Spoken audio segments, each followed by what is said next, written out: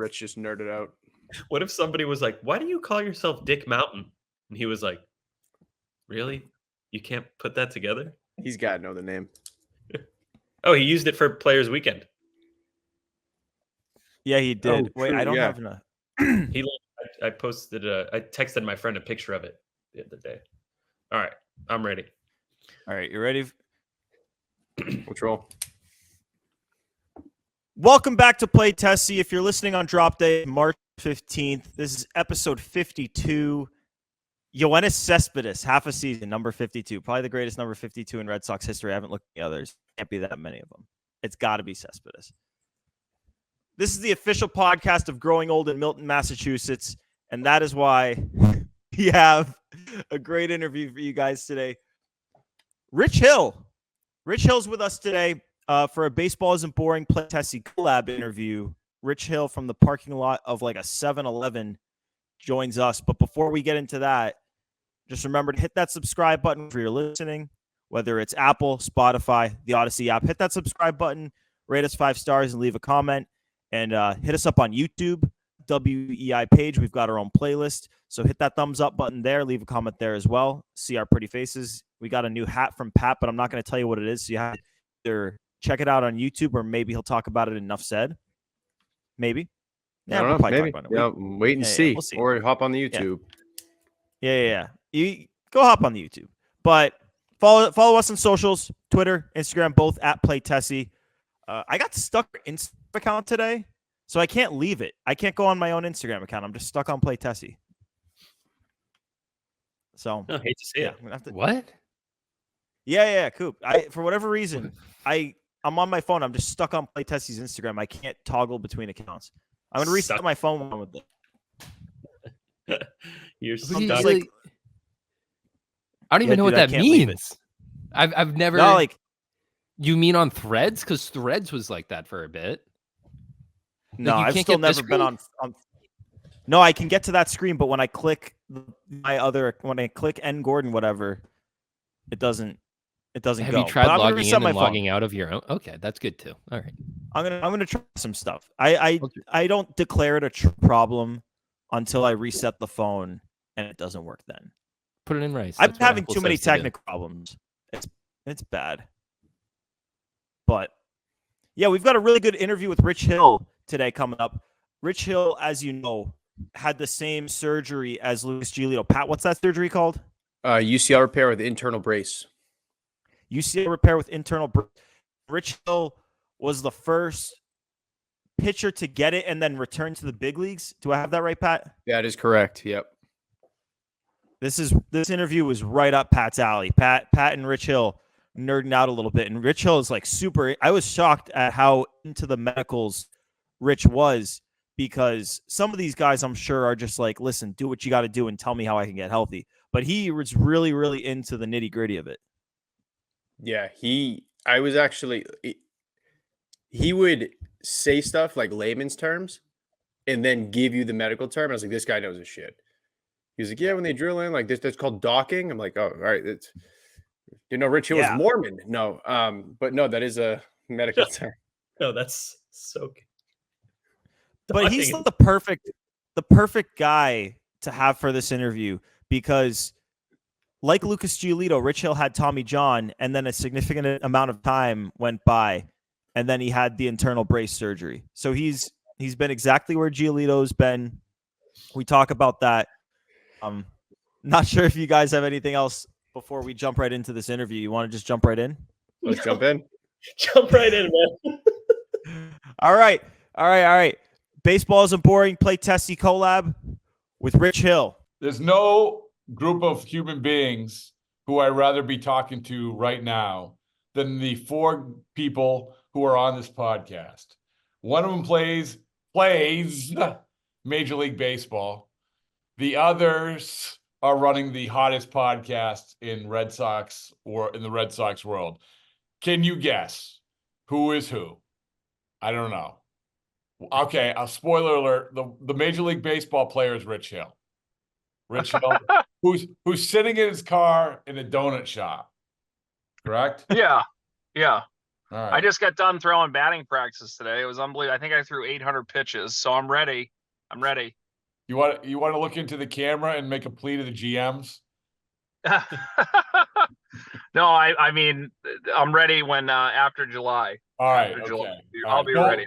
I'll be fully. Don't peak too early. All right. Don't peak too early.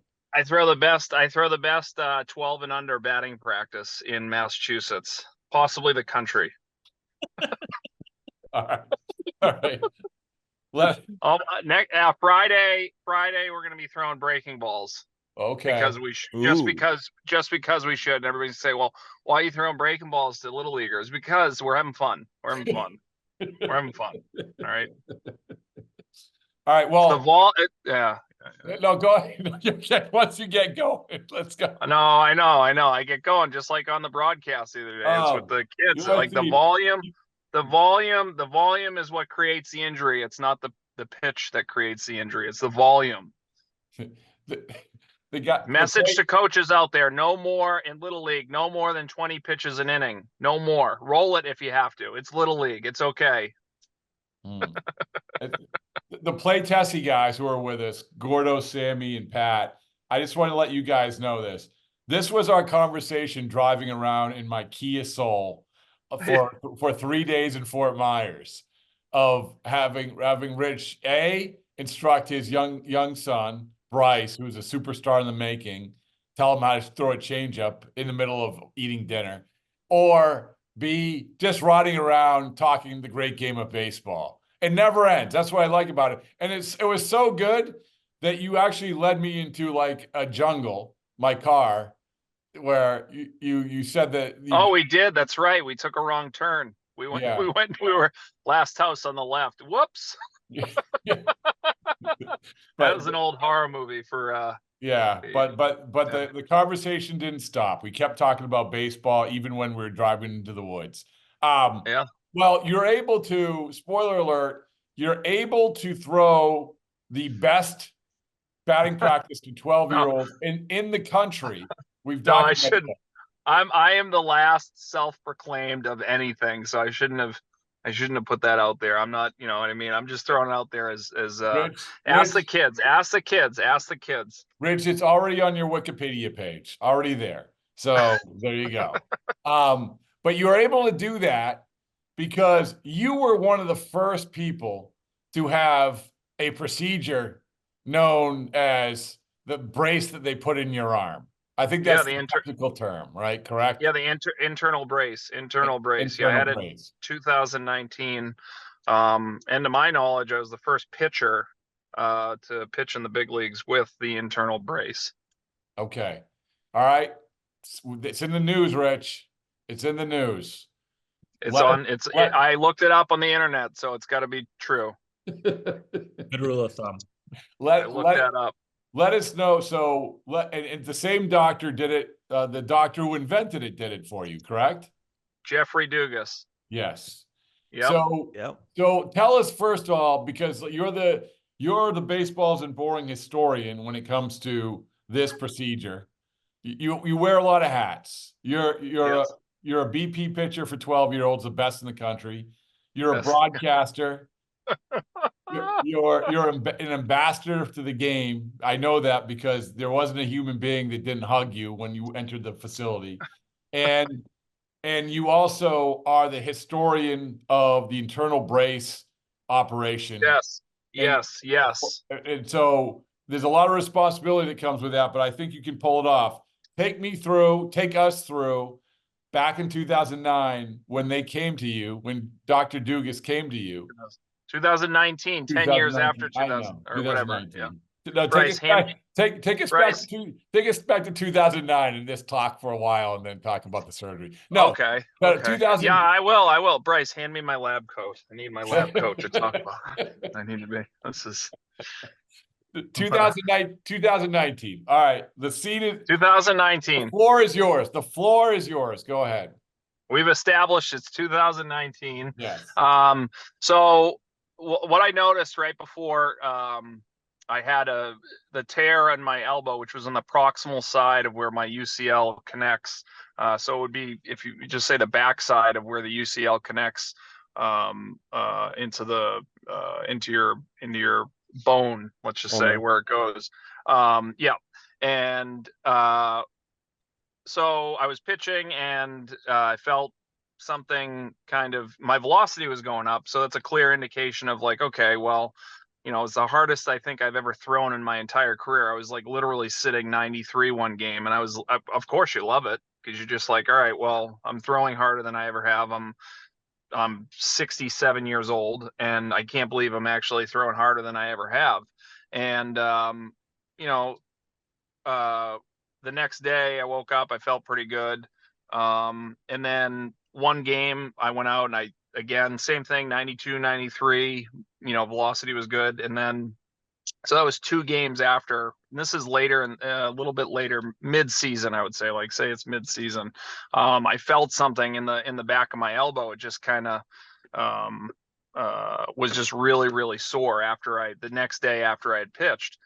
So we went in and we did some imaging, and at that point we didn't really know exactly what it was, because I had already had Tommy John in 2011 with a complete reconstruction. So when you go back in, you go and get more imaging of a reconstruction or a ligament that's already been fixed, it never looks great anyway. So you're kind of looking at something that may or may not be there, and you don't really know until you actually go in to fix the issue.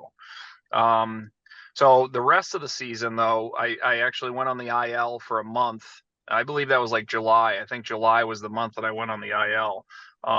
And when I was coming back, it did feel better. My elbow felt better. Throwing was okay. But I just want to fast forward to when I got back into games, which I believe was, I want to say it was August and September.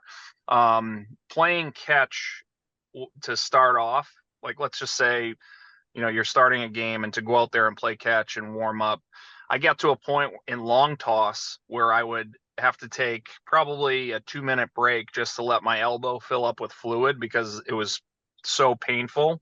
And it, the detachment off of the ulnar was, obviously the ligament was detached, and let that fill up with fluid, and then it kind of subsided, and I was able to get through 100 plus pitches in the game, and didn't really feel a lot during the game. I think because of obviously the build up and keeping my elbow warm in between innings, putting heat packs on it. Whether that was throwing like a 5.5 ounce like weighted ball or softball just off the wall underneath the tunnel, just to keep my again, my elbow warm. But the next day I couldn't throw a ball 5 feet. I couldn't, literally I couldn't. It was such excruciating pain. But then you'd wait for the build up for the next 4 days to go back out there and kind of do it all over again. And you just really, bit the wooden dowel to go out there to pitch. And that's how it was for the rest of the season. Then as the season ended, I went and had multiple opinions, from other doctors and orthos across the country. And one of them actually brought up the internal brace to me, and I said, "Wow, that's I had never even heard of it." But and then they've been using them for years, all throughout the entire body. I think who's a quarterback that was with Drew Brees had an internal brace in his thumb. Remember when he snapped his thumb? You remember it? He came back in a month. I don't know if you guys remember. Yeah, he came back in a month. It was unbelievable. So oddly enough, when I was leaving the Curl and Job clinic, Drew Brees was just leaving the Curl and I forget what visit was, either for a visit for my elbow that year or something, but he was leaving after he had just got that procedure done, and then he was back in the NFL in a month getting snaps. But my point is that I ended up finding Dr. Dugas in Birmingham from doing a lot of research and watching the internal brace procedure on YouTube. And the reason why I went with Dr. Dugas in Birmingham is because there's a couple different techniques that the surgeons can do to get to the UCL in order to perform the the internal brace surgery. And the two different, and now I'm not 100% sure on the names of the techniques, but one of the techniques is to cut through your forearm muscle in order to get there, and the other one is to almost lift and move the forearm muscle over in order to expose where the injury is, to do the surgery. Now, Dr. Dugas is the one where I think it's called the docking surgery, where you lift and you move the forearm muscle in order to perform the surgery. And the reason my thinking in doing it that way was because when you cut muscle, you create scar tissue. Scar tissue will lead to more physical therapy, possibly, you're opening a little bit, maybe a bigger bit of percentages for other issues to pop up, right? So that was my reasoning in going with Dr. Dugas, but also he had performed and invented, the internal brace surgery for the UCL. So now what we're seeing too throughout, everywhere in the country is that a lot of players are getting their UCL repair with the internal brace, as did Tyler Glasnow, I believe, with the Dodgers now. So, and many other pitchers are having it as well, because what it essentially is doing is creating a backstop for your UCL. So you're reinforcing that UCL a great deal. And with mine, where it was detached in the proximal side of the UCL, they were able to sew that back on and then put the internal brace, weave that in there to create, obviously, a new ligament and more stability. And obviously I couldn't have been happier with the surgery and the way it went. I mean, I've been able to pitch 5 years after I had it, and currently still pitching. Thank you, Rob. You're welcome. But that's like the long of it, I guess. The rehab part of it was, it's very similar to Tommy John in the beginning, but then you take off, like a rocket after that. The first 8 weeks or so are very similar to what Tommy John is like in the rehab process in the beginning of it, like I said. But once you start playing catch, the progression is accelerated. And I was off of the mound in 4 months. Really? 4.5 months. Is that what when you did it, is that what they told you? I mean, I know they probably say everybody's different, but was that the timeline that they said? They said in 4 months, we think that you're going to be thrown off a mound? Oh yeah, I think, I mean, it's, whatever, everybody is different, but the progression and how I felt in having both surgeries, it is, the only thing that has to heal, really, I mean, especially when Dugas does the surgery, is the sewing down of the ligament. You have that down, and then you're pretty much just like screwing in and weaving in the new the new brace. So you're waiting for the healing that has to happen with Tommy John, is the tunnels that they create and the holes that they create to be able to weave the ligament through. And those are still healing even when you go into a throwing program 10 months after you're into the rehab. And then even a year into the rehab, it's still finishing and closing, to my understanding, is what I've been told. So as far as healing, and you're waiting for the scar to heal, and really my experience, I was good to go. And it was definitely saved my career and gave me another life in baseball. How long was it when, to the point, like, you started off the mound in 4 months? How long was it when you actually felt like a major league pitcher again? Rather quickly, actually. So that was COVID year in 2020, and we were making really, really good strides. So the other side of this is that a lot of this rehab had to be done, the throwing wise. I was by myself at, the local fields, throwing into a net, throwing off a backstop, which I appreciate the town of Milton letting me use, and thankfully they've fixed the backstop since then, but the whole backstop was bowed out. Really? But I was out there throwing by myself, and everybody's walking, safe distance or whatever, all that and everything. And but I'm out there, letting it rip from 200 feet away. But I did most of the rehab. On my own, throwing wise. So how long was it? So it ended up being, in total, I think it was right around 6.5 months, 7 months. It was about 7 months when I got back into major league games, when we were doing, in July. So in July, when we were playing, what would you call it? Not pickup games, but yeah, pickup games. I mean, basically it was just inter squad games. Yeah. I was pitching in those in July. So, fully ready to go. And I mean, you wouldn't talk to somebody and say, hey, in 6 months you should be pitching in major league games after Tommy John. You're not even, you're just dipping your toe really in the throwing program. So I'm gonna ask you another question. I'm gonna let Pat take a shower. Because Pat, What the hell? Big workout. Pat, you have a big workout today. What happened? No. Pat's our other medicine man, and I can tell that all of this stuff scratches right where he itches. I can tell too. That's Dr. P right there. Yeah, couldn't you tell he was coming? He was bursting when you were saying, "Oh my goodness." So anyway, my other question before I let these guys ask you a question is, I'm Lucas Giolito, Rich. All right? Ready? I'm Lucas Giolito. I'm an innings eater.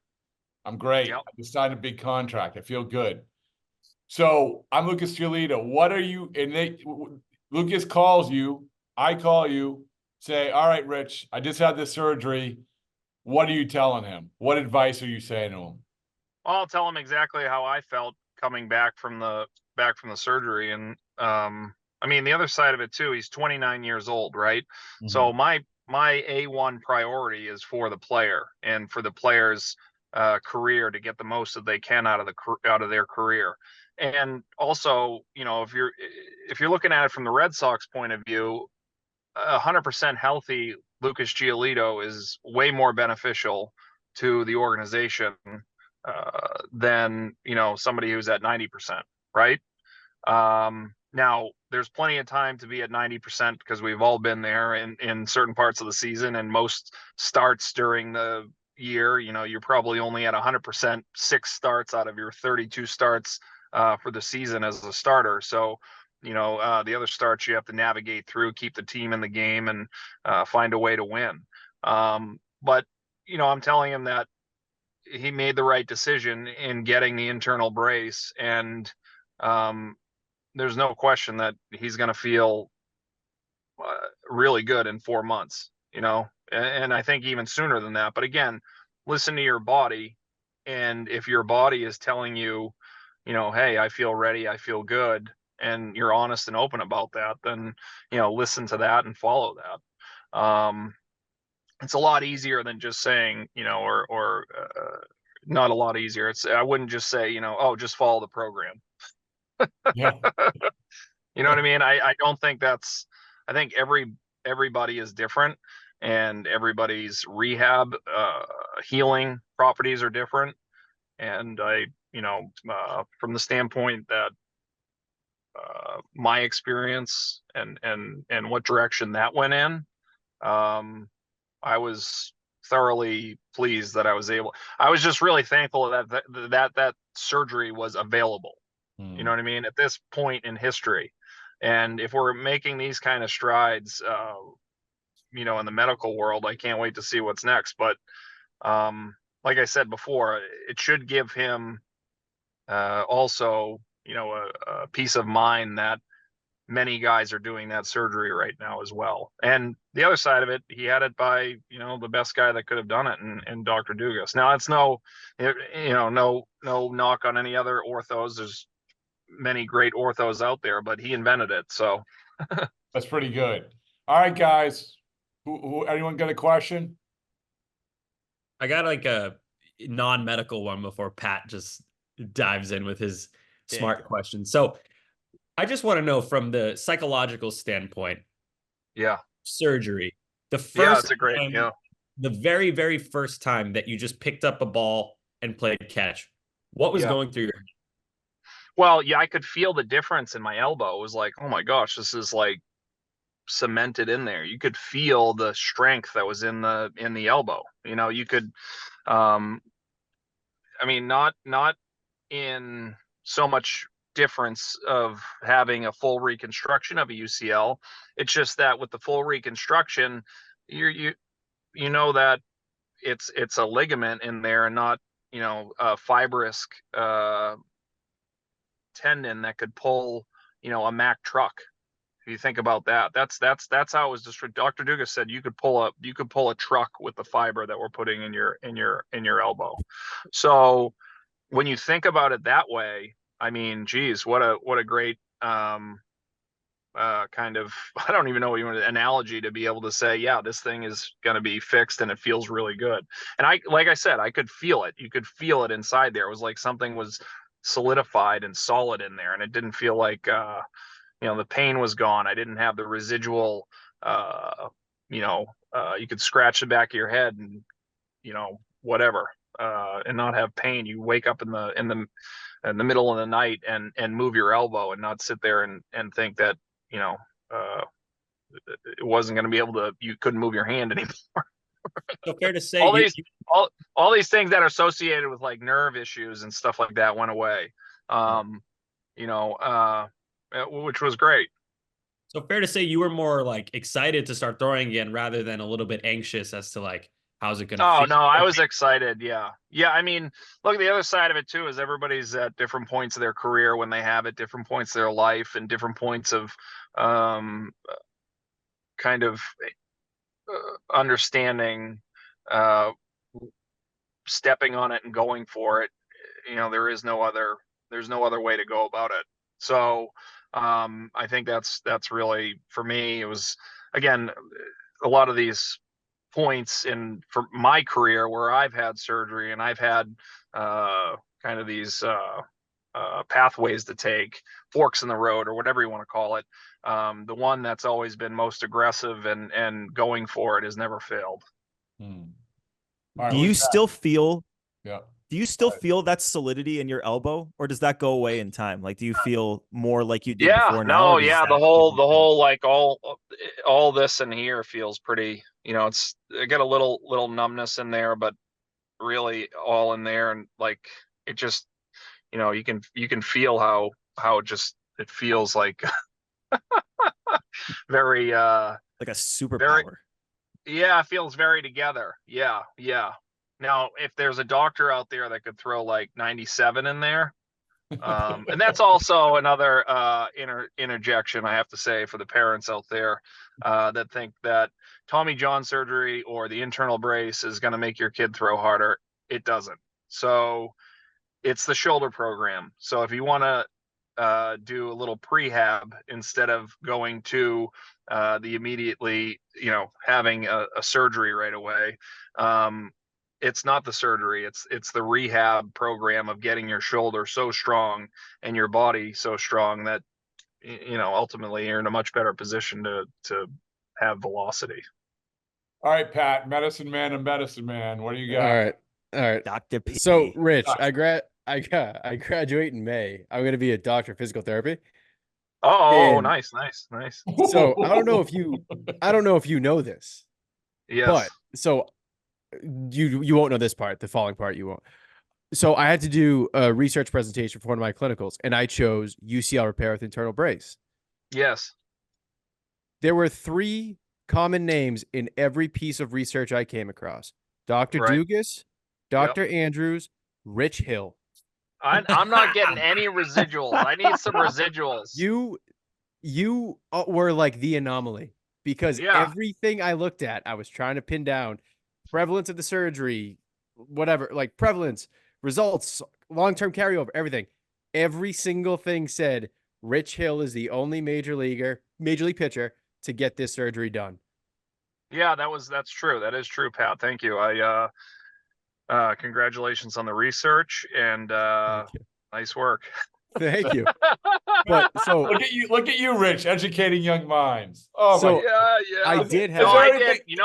I called Brandon Geyer and I talked to Seth Manis, and I talked to both of those guys. Seth Manis told me, now he made a comeback, and I don't know. I think I'm not 100% sure where it all went and everything like that. But I had a good conversation with him on the phone, and he said it was one of the best things that he had ever done was getting the internal brace.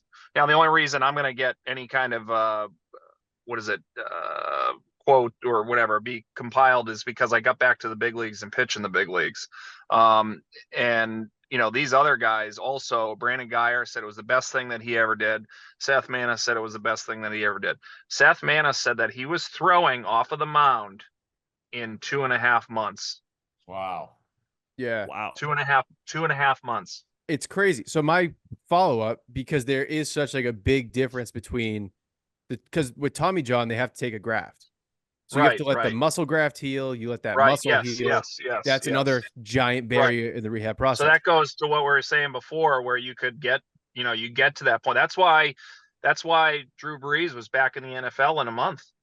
Yeah. So my question to you was, because of like it negates the need for that graft, how great did you feel like so soon after compared to when you got the actual Tommy John 10 years or yeah. Well, yeah, and the Tommy John rehab was a little bit different. I don't know. I shouldn't say it was any different, but it was a lot faster. So I was back in the big leagues in 10.5 months after I had Tommy John.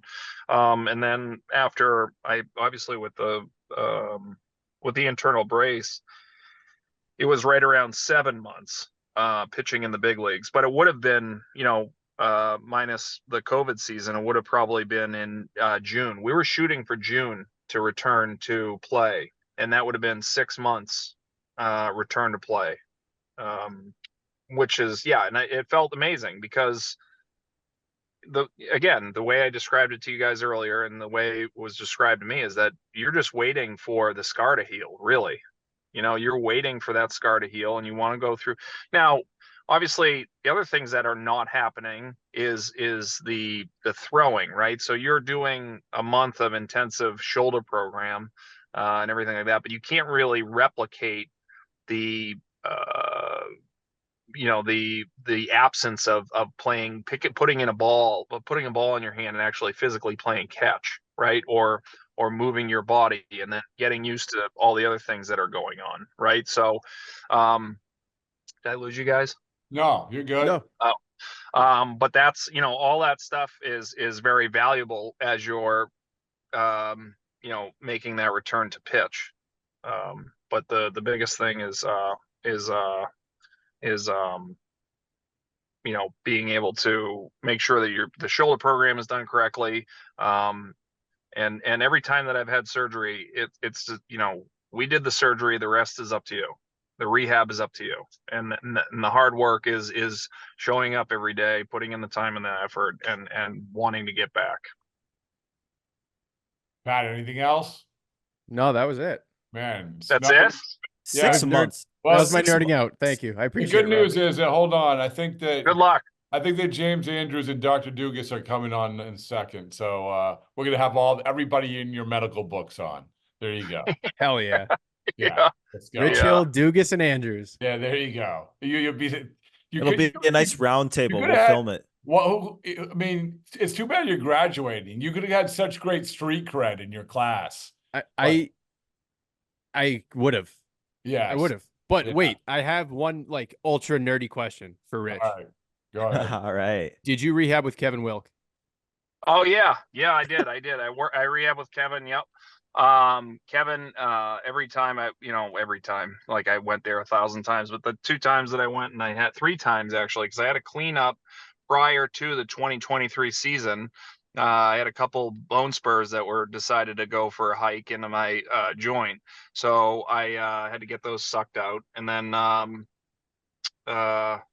worked with Kevin. Then worked with Kevin after the brace, and then after I had regular UCL replacement. So yeah. I have a very nerdy question too.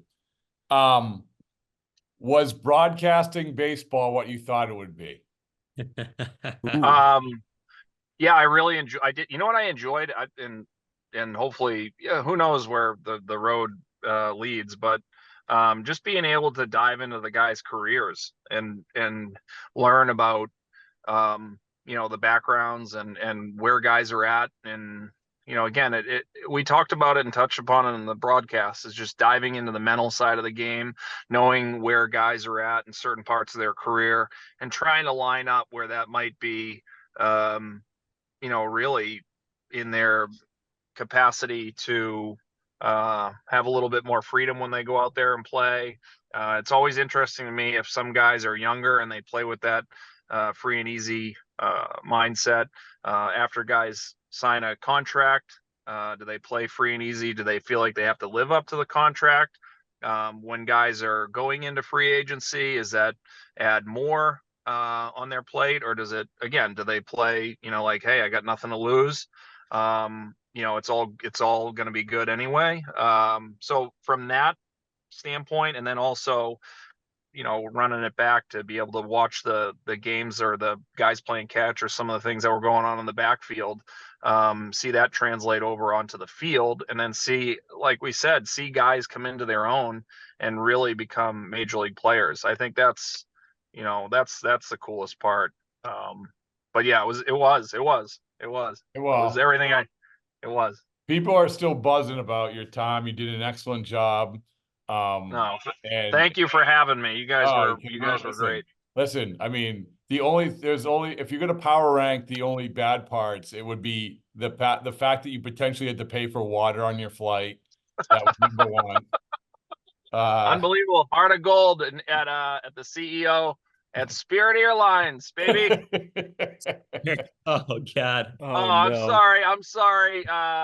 Your kid's dehydrated. That'll be $650, please. It's still cheaper than Fenway. No.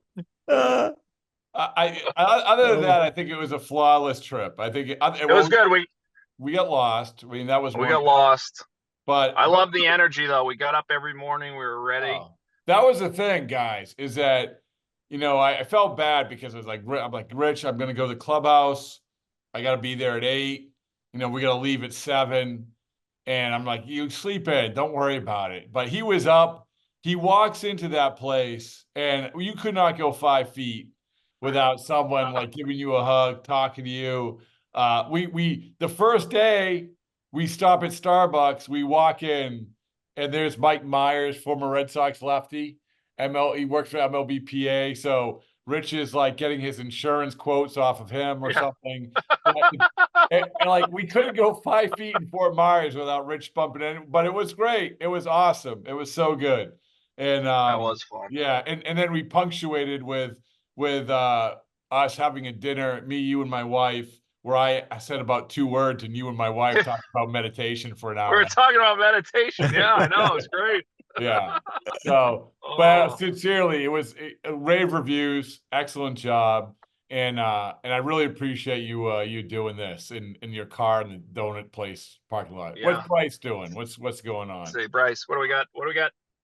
He's ready. Gotta go home. Look at him. Rich, get him home. Get him home. It's been a long day. Yeah, get him home. Well, I forgot. Hey, we got one more practice to go to. What? Wait, no, let's go. You're going to the gym. We're going to the gym. That boy.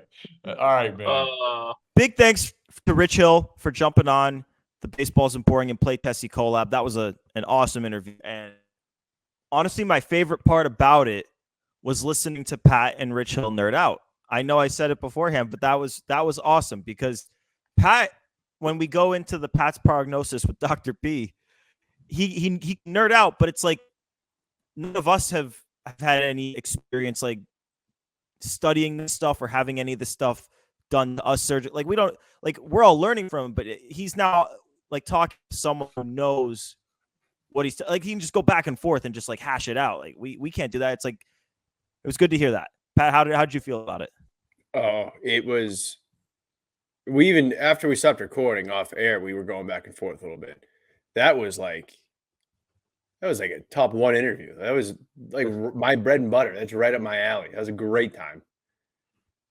You know, Pat, when this is all said and done, a year from now, we're gonna have to have the same conversation with Giolito, and we're gonna have to because he's another guy that Yeah. strikes me as someone who like knows what is going on.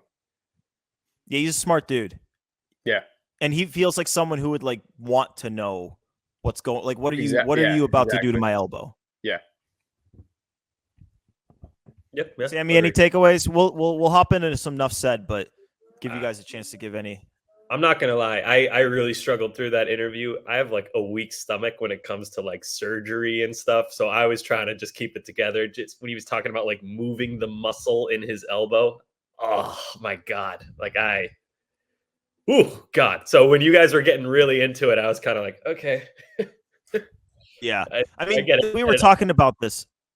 It's like it's different because like Sammy, you see fights, you see guys bleed. Like it's different when you just like see a guy get hit, and like it's different to go in and to like cut the body open with a knife and like rearrange shit in the body and like talk about it's different. Yeah, it's the use of a tool and like opening up the body. It just makes my stomach gives me a knot in my stomach. It's different like in a fight, someone gets hit in the nose and they start bleeding. I'm like, all right, that I've seen that a million times, but this was like it was interesting, don't get me wrong, but man, the utmost respect for people who are in that field because that is not easy. Woof. Yeah, props. I know, Pat, you've seen a bunch of shit, so props. I've seen to a Pat. bunch of surgeries, and then I see a bunch of post-op and things like that. Yeah. I remember at Winter Weekend, Pat was coming off of seeing a couple of surgeries, and he described what he saw. I saw that was some wild shit. ACL surgery that day. Yeah. Oh, yeah, that I can't. You know what I do is I hear about the surgery or like see a picture, and then my brain just starts being like, this is how it would feel if that happened to you. And my arms. Oh, yeah. I go there too. You know what's funny though, Pat? You'll know what I'm talking about. I was actually at the first Anderson Silva Chris Weidman fight in Vegas when his shin snapped in half. That didn't really bother me that much. Interesting. Yeah, it's weird. I think it's just the use of a tool and like the intentional rearranging of the body that makes my stomach turn. But yeah, I saw that. I don't know what the technical term for that shin snap would be, but that was nasty. His shin like wrapped around. Compound fracture. Yes, and a great check of the kick. What's the term for what happened to Paul George when his bone came out of his skin? Compound fracture. Yeah. Oh, okay. Yeah. Whenever the bone comes out of the skin, that's compound fracture. Okay. Who's it's the like Kevin guy? Ware. Yeah, I was just about to say the college kid, Kevin Ware. That's the name. You read me fine. Yeah. Should we get some enough said before we get out of here? Let's hit it. Yeah. I actually have 3 today. I have 3 enough saids. Oh my God. You wanna go first or last or what? I'll go last. They're 3 quick ones. Okay. Who wants first? I can lead off. I don't mind leading off. Yeah. Go, Sammy. All right. So I need to get up on my soapbox for a minute. Sean McAdam tweeted this morning. I don't know if he was the first to have it because it came from multiple reporters, but he said, this is a quote from Lucas Giolito that Sean tweeted. He said, Giolito has, quote, a feeling of letting everyone down. I came here to provide innings, end quote. Said he expects to come back next spring training, blah, blah, blah. Red Sox fans, listen. Leave Lucas Giolito alone. There's no way you can predict an injury. I saw a lot of people kind of jabbing like, oh, they're paying him X amount and he's not even going to pitch. Shut up, dude. I hate that so much. That's gross to me. So leave Lucas alone. We're wishing him the best. Lucas, if you're hearing this, the Play Tessie guys are in your corner. And please ignore anyone who's saying anything other than that. It's so low. He'll be back. Yeah.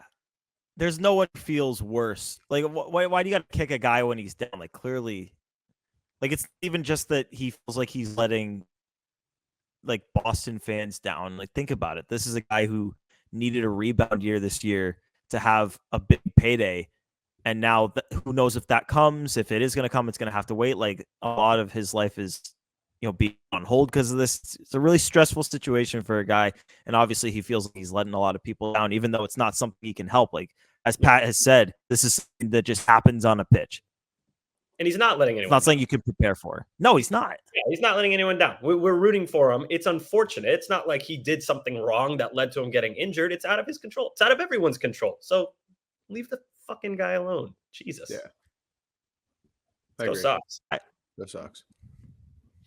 Pat, you got anything? You got an interesting piece of material on your head? Yeah. Well, let's talk about it. Coop, make me big. Oh yeah. Like, we gotta. Yeah, let's make. Excuse Pat you, big. Pat. Excuse Coop. you.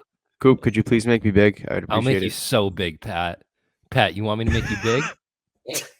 I can't with this shit. I want to hear you ask nicely. Can I please be big, Dad? Oh, there he is. Episode. For those of you who are wondering, where did you get this magnificent hat? This is a shameless plug. This is a sales pitch. St. Patrick's Day right around the corner. Everybody should be rocking their scally caps, their green, everything like that. Drinking Guinness, drinking Baileys. There's no better way to do it than with these guys right here. Boston Scally Company. I got several of them. Fantastic. Love it. Wear it when it's chilly out. Wear it when it's St. Patrick's Day. Good for any occasion. Boston Scally, this is the sales pitch. Sponsor this podcast. That's my enough said. Can you can you soak in it? Like, if it's raining, you get really wet. Can you wear it in the rain? Waterproof. Pat, you need to send a couple you of put pictures. that hat on for protection to keep like any fluids. This I don't know, particular either one. both in This or particular out? one is not water resistant. Okay. But they have some Fluid. sport ones. They have some athletic ones. Don't have one of those. No soaking in the We're no talking about a getting cap being put on his head. Yeah. Gordon, what were you gonna say? We're gonna have to shoot them an email. I'm gonna shoot them an email. Send No, a Pat's couple gonna shoot pictures over. something. I'm gonna shoot something. Oh God, no. Is gonna be like this is our most graphic. Anyway, Happy you St. Patrick's understand Day. the- This is the horniest episode ever.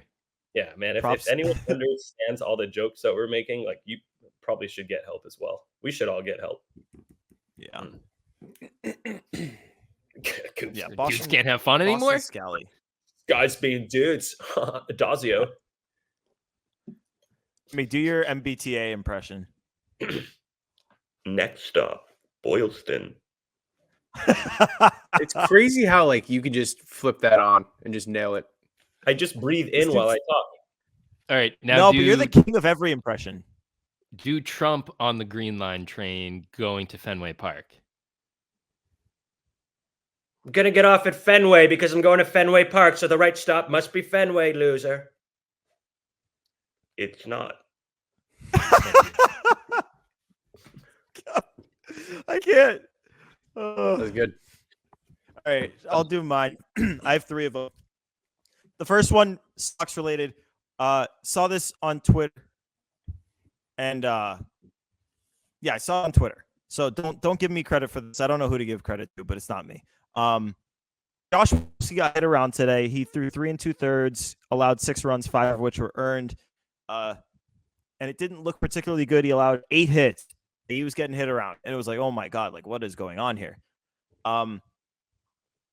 He was throwing a lot of changeups today. He threw like 83 changeups all of last season in 84 innings. And in his 3 2/3 innings today, he threw 20 of them. And we all know the sinker is Winowski's primary pitch. It's the pitch he throws the most. He only threw 6 of them today. So it just kind of goes to show you like the spring training, like testing things out, like that is a real thing. And like we definitely saw it today. Like obviously I still think Winkowski is not in the starting rotation to start the year, so long as they have a 5-man rotation, which I know is a point of discussion that we're going to have at some point, but I want to kick that can down the road because I really don't want to have it because I don't think any of us loves the idea of a 6-man rotation. But yeah, Dude, that was interesting. I don't even. Yeah, I know you hate it more than anybody. Oh my God, I won't even get into it. If it happens, we can talk about it.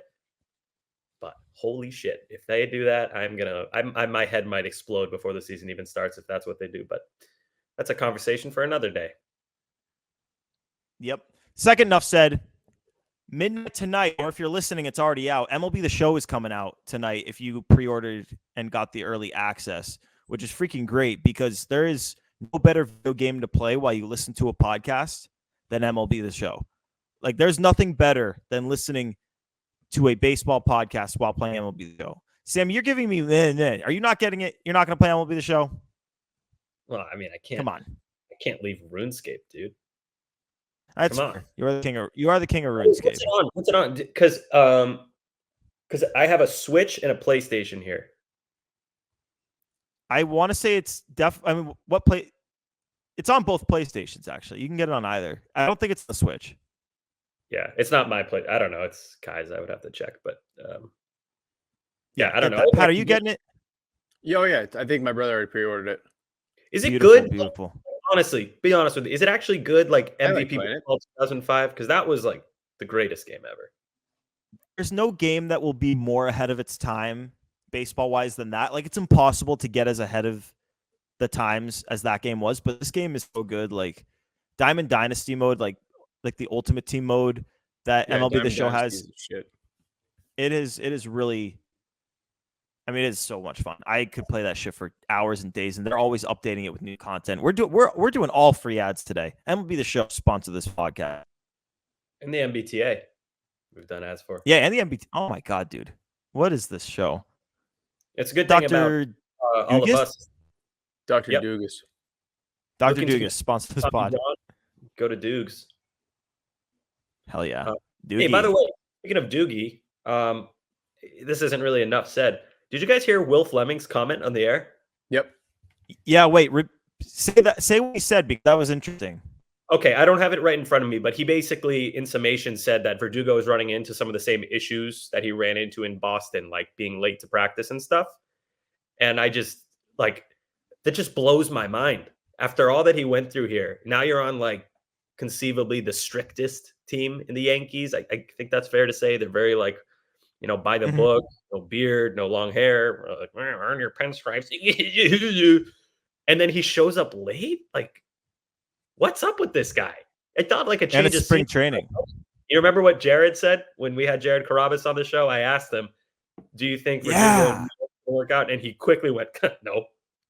So that's true. Yeah, I mean, think about it, Sammy. This is they play their spring training games in Tampa. Now imagine when he's like got New York City things to do the night before. Like, oh, buddy, you thought Boston traffic was tough? Welcome to friggin' the grid of New York.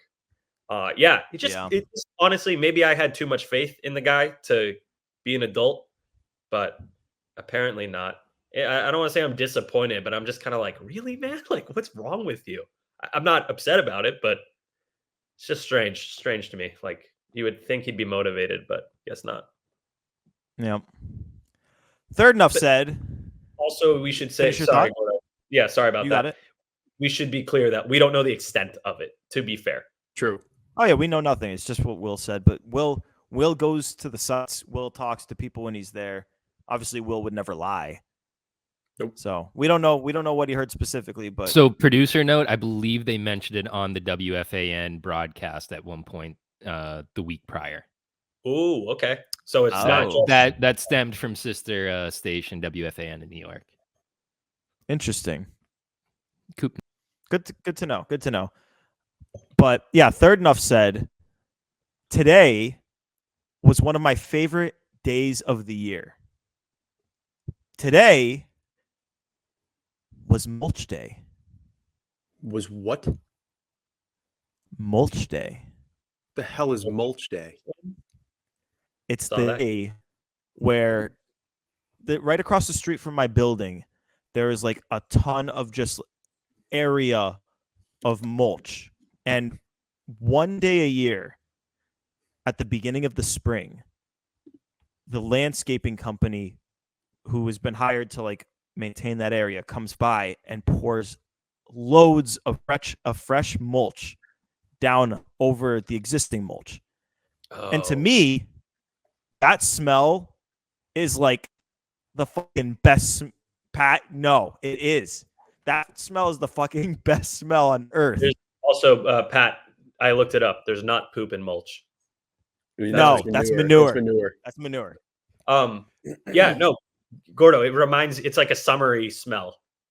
It just tells you that, like, yes, you have turned that corner. Like, yes, it is getting warmer. Fresh mulch. You know what else is a good smell? Gasoline. I was about to ask. Oh, you're one of those guys, Pat? Why is that?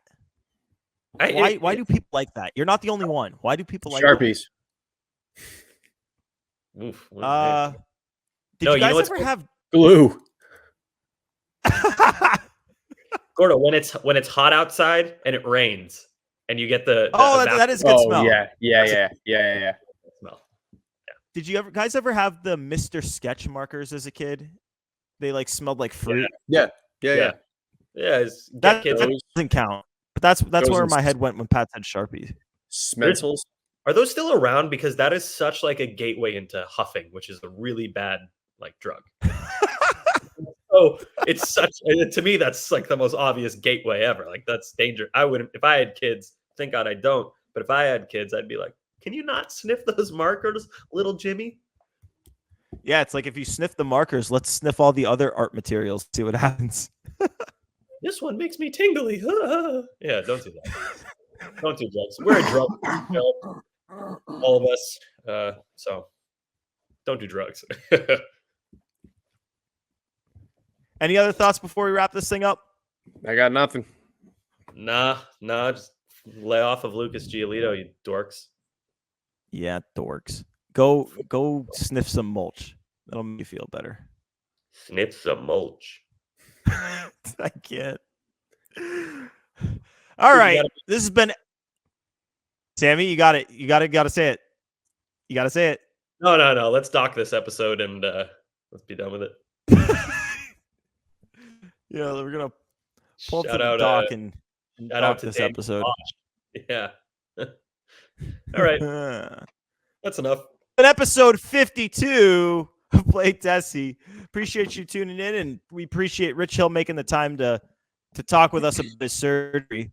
That was really interesting, and Rich Hill's an awesome dude, and hope he gets back on the mound this year. And whenever he's done, he's got a career in media waiting for him.